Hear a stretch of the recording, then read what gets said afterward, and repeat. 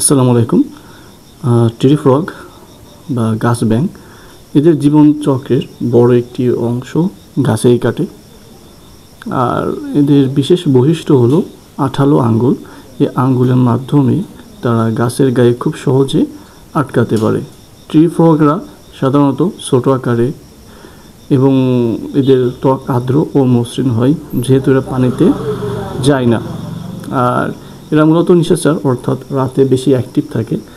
এদের দেখলে বুঝতে পারবেন চোখগুলো বেশ বড় বড়, তাই কম আলোতেও বেশ ভালোভাবে দেখতে পারে।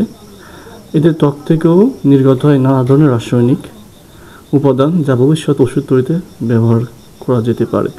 তবে এটা দিয়ে কোনো বিষাক্ত কোনো কিছু না, কামড়ালেও কোনো প্রবলেম হবে না। আর বাংলাদেশে যেগুলো পাওয়া যায় এটা তো একেবারেই নিরাপদ, তাই এটা পরিবেশের জন্য খুবই উপকারও বলা যায়।